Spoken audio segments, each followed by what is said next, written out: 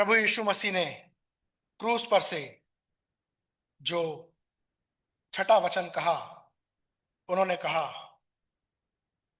पूरा हुआ। क्या कभी आपने अपने जीवन में इन शब्दों का इस्तेमाल किया है? हो सकता है कि आपको कोई काम दिया गया हो और आपने उस काम को पूरा करके एक गहरी सांस ली हो और कहा हो पूरा हुआ। जो स्त्रियां यहां पर बैठी हुई हैं, महिलाएं यहां पर बैठी हुई हैं, जब वो अपने घर में काम करती हैं, घर के काम को समाप्त करने के बाद और एक गहरी सांस लेती हैं और कहती हैं इट इज फिनिश्ड, पूरा हुआ। जो ऑफिस में जाते हैं, ऑफिस में जाकर वो अपने काम को करते हैं, जब शाम होती है और उन्हें दिखता है कि थोड़ा सा काम बच गया है, तो वो जल्दी जल्दी उस काम को खत्म करते हैं और उसको खत्म करने के बाद वो इस बात को कहते हैं इट इज फिनिश्ड, पूरा हुआ। छोटे बच्चे अपने स्कूल का होमवर्क खत्म करते हैं और भागकर अपनी मम्मी के पास जाकर कहते हैं मम्मा इट इज फिनिश्ड, पूरा हुआ। जो कॉलेज में है, जो स्कूल में है, वो अपने असाइनमेंट्स को खत्म करते हैं और अपने प्रोजेक्ट को खत्म करने के बाद वो भी कहते हैं इट इज फिनिश्ड। हम जीवन में कई बार इन शब्दों का इस्तेमाल करते हैं। प्रभु यीशु मसीह ने भी क्रूस पर से जब छठी बार अपने मुख को खोला तो यही शब्द कहे पूरा हुआ, इट इज फिनिश्ड। अगर आप यूहन्ना रचित सुसमाचार को पढ़ेंगे तो ये शब्द 2 बार यूहन्ना ने अपने सुसमाचार में इस्तेमाल किए। और पूरे नए नियम के अंदर जो न्यू टेस्टामेंट आपके पास है, उसमें 26 बार इस शब्द का इस्तेमाल किया गया है। लेकिन ये शब्द आपके और मेरे जीवन में, प्रतिदिन के जीवन में साधारण हो सकते हैं, लेकिन यीशु मसीह ने जब क्रूस पर से इन शब्दों को कहा तो वो साधारण शब्द नहीं थे। और वो साधारण शब्द इसलिए नहीं थे क्योंकि जो काम परमेश्वर ने अपने पुत्र को पूरा करने के लिए दिया है, उस काम को पूरा करने के लिए उसे अपनी जान देनी पड़ेगी। ये शब्द साधारण नहीं थे। और केवल अपनी जान ही नहीं देनी पड़ेगी, वरन सबसे घृणित और अपमानजनक मृत्यु का सामना करना पड़ेगा। यशाया अपनी भविष्यवाणी में इस प्रकार से कहता है, वह तुच्छ समझा गया और हमने उसका मूल्य ना जाना। आखिर क्यों उसने इन शब्दों को कहा इट इज फिनिश्ड, पूरा हुआ?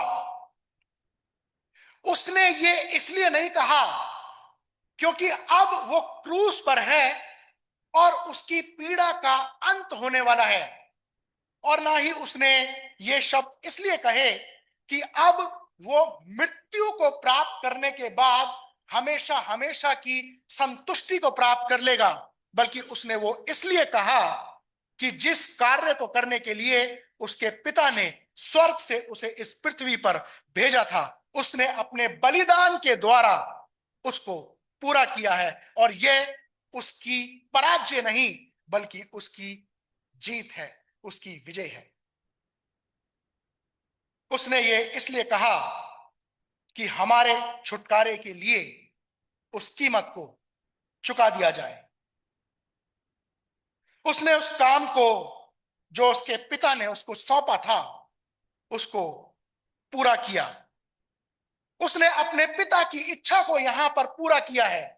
यदि आप इब्रानियों उसका 10 अध्याय और उसके 5 पद में पढ़ें तो वहां पर इसके विषय में यह बात लिखी है कि इसी कारण जगत में आते समय कहता है, बलिदान और भेंट तूने ना चाही, पर मेरे लिए एक देह तैयार की। होम बलियों और पाप बलियों से तू प्रसन्न नहीं हुआ।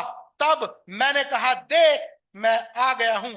पवित्र शास्त्र में मेरे विषय में लिखा है, ताकि हे परमेश्वर तेरी इच्छा को पूरा कर सके। वो यहां पर अपने पिता की इच्छा को पूरा करने के लिए क्रूस पर है। जब वो महायाजकीय प्रार्थना करता है तो उस महायाजकीय प्रार्थना में वो अपने परमेश्वर से इस प्रकार से कहता है कि जो कार्य तूने मुझे करने को दिया था उसको पूरा करने के द्वारा मैंने तेरे नाम की महिमा की है। प्रियो, यहां पर एक आज्ञाकारिता जो प्रभु यीशु मसीह ने अपने पिता के प्रति आज्ञाकारिता का पालन किया, वो देखने को मिलता है। इस दुनिया के अंदर इससे बड़ा आज्ञाकारिता का उदाहरण कोई नहीं हो सकता, क्योंकि वो क्रूस पर अपने पिता के लिए अपनी जान देता है।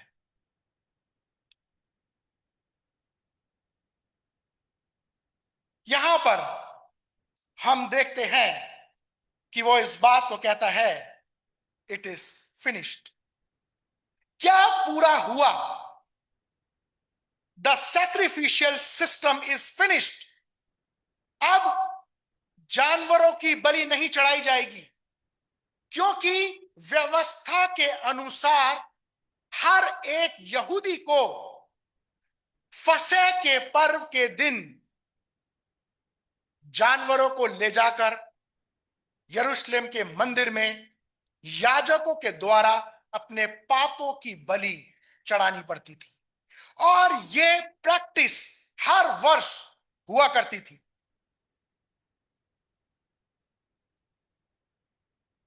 क्योंकि वो जानवरों के बलिदान मनुष्य जाति के लिए सिद्ध बलिदान नहीं थे। इसलिए जो इब्रानियों का लेखक है वो 10 अध्याय के 11 और 12 पद में इस प्रकार से कहता है कि हर एक याजक तो खड़े होकर प्रतिदिन सेवा करता है और एक ही प्रकार के बलिदान को जो पापों को कभी दूर नहीं कर सकते बार बार चढ़ाता है, परंतु ये व्यक्ति अर्थात यीशु मसीह तो पापों के बदले एक ही बलिदान सर्वदा के लिए चढ़ाकर परमेश्वर के दाहिने हाथ बैठ गए हैं। अब जानवरों की बलि चढ़ाने की आवश्यकता नहीं है, क्योंकि उसने एक सिद्ध बलिदान अपने द्वारा क्रूस पर चढ़ा दिया है और उस सिस्टम को जो बलिदान करने का एक व्यवस्था थी उसको समाप्त कर दिया है। The sacrificial system is finished. उसने क्यों कहा व्हाट इज फिनिश्ड, और क्या पूरा हुआ? The work of atonement is finished. ये अटोनमेंट क्या है?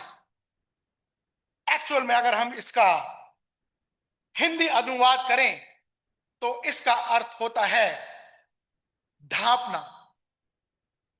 इंग्लिश में इसका अर्थ जो निकल कर आता है वो है कवर अप। और अगर अटोनमेंट शब्द को उसको समझने का प्रयास करें तो यह होता है एट वन मेंट, यानी कि दो पार्टीज जिनके बीच में डिस्प्यूट हो चुका है उनको एक करना। In other word we can say reconciliation. प्रभु यीशु मसीह ने अपने बलिदान के द्वारा हमारे पापों को कवर अप कर दिया है। बाइबल के अंदर यह शब्द सबसे पहली बार तब इस्तेमाल किया गया था जब परमेश्वर ने नूह को वो जहाज बनाने के लिए कहा था।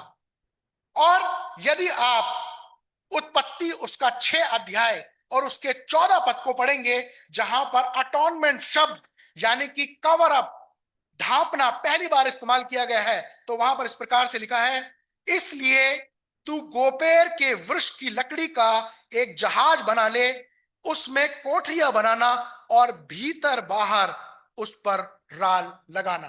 इट मींस, अगर आप इंग्लिश ट्रांसलेशन के अंदर देखेंगे तो वहां पर लिखा है cover up inside and outside. और जब परमेश्वर का कोप उस जल प्रलय के द्वारा मनुष्य जाति पर पड़ेगा, तो तू और तेरा घराना बच जाएगा, क्योंकि तुमने अपने आप को कवर अप किया हुआ है। इस बलिदान के द्वारा प्रभु यीशु मसीह ने, जो उस पर विश्वास करेगा उसके पापों को कवर अप कर देगा, और न्याय के दिन जिनको कवर अप नहीं किया गया होगा उन पर परमेश्वर का क्रोध गिरेगा और वो अनंत काल के लिए उस विनाश में चले जाएंगे। प्रियो, यहां पर हम देखते हैं कि परमेश्वर ने हमारे पापों को अपने पुत्र के लहू के द्वारा ढांप दिया है, उसने कवर अप कर दिया है। अगर हमारे बीच में कोई ऐसा है जो अपने जीवन को गंभीरता के साथ प्रभु यीशु मसीह में नहीं जी रहा, तो मैं चाहता हूं कि आप प्रभु यीशु मसीह को अपना व्यक्तिगत उद्धारकर्ता ग्रहण कर ले, वरना वो न्याय जो आने वाले समय में है वो आपके ऊपर गिर सकता है, क्योंकि आपके पाप प्रभु यीशु मसीह के लहू के द्वारा कवर अप नहीं हुए। The work of atonement is finished. अगर हम इंग्लिश ट्रांसलेशन के अंदर इस सेंटेंस को पढ़ेंगे तो वहां पर लिखा है, ही क्राइड लाउडली।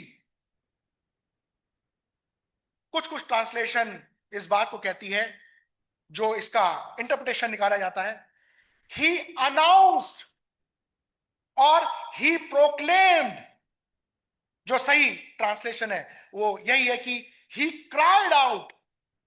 वो क्यों चिल्लाकर इस बात को कह रहा है, इट इज फिनिश्ड? उसने क्यों इस बात को प्रोक्लेम किया, इस बात की घोषणा की? घोषणा कब की जाती है?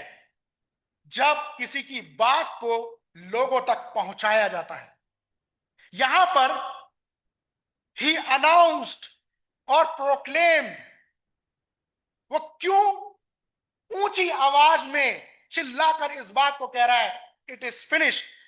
वो इसलिए कह रहा है, let all religion, caste, belief, community, norm, colour know that work is accomplished.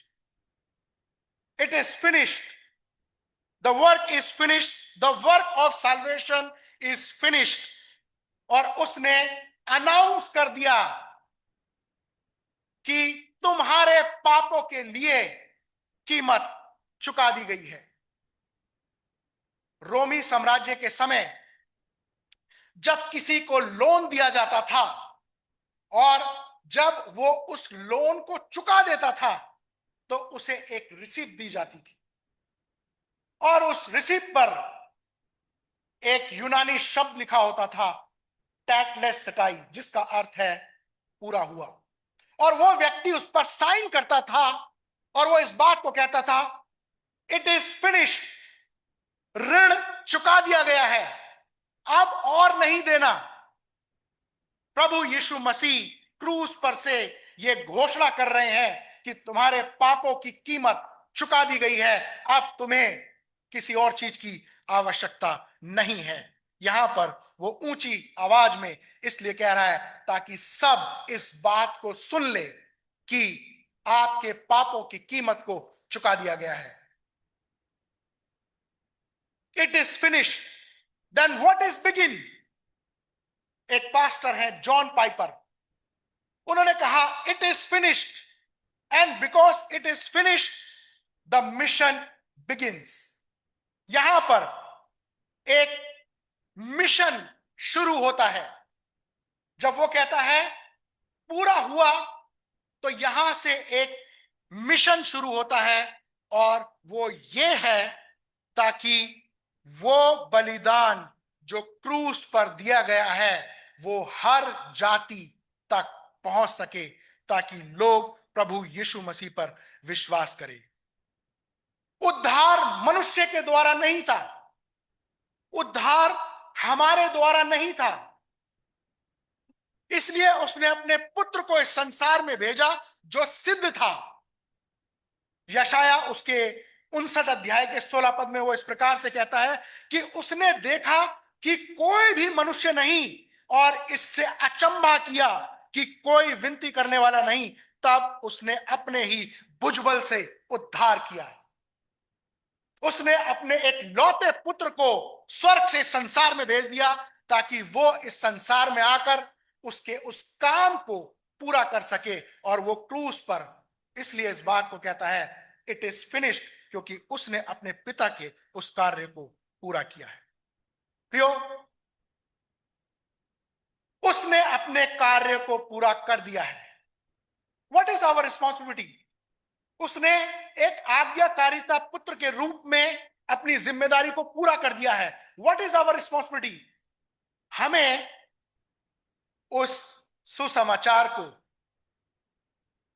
अन्य लोगों तक पहुंचाने की जरूरत है, ताकि वो भी उस सच्चे परमेश्वर पर विश्वास करे और परमेश्वर के राज्य में शामिल होने वाले हो सके। क्यों?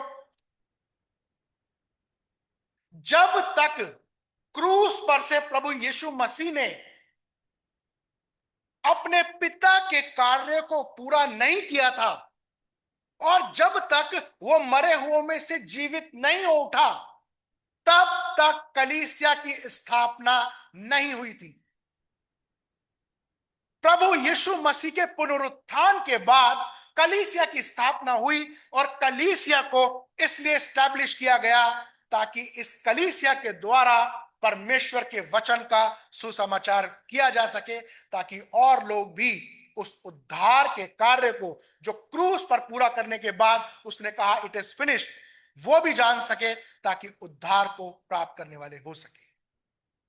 आइए, हमारे मित्र, हमारे परिवार के लोग, हमारे ऑफिस के लोग, हमारे रिश्तेदार जो अभी प्रभु यीशु मसीह को नहीं पहचाने हैं, आइए उनको अपनी टेस्ट मनी के द्वारा, परमेश्वर के वचन के द्वारा, और जो बड़े बड़े कार्य प्रभु हमारे जीवन में करता है उसके द्वारा परमेश्वर के बारे में उनको बता सके, ताकि वो भी परमेश्वर के राज्य में शामिल हो सके। परमेश्वर इन वचनों के द्वारा हम सभी को आशीष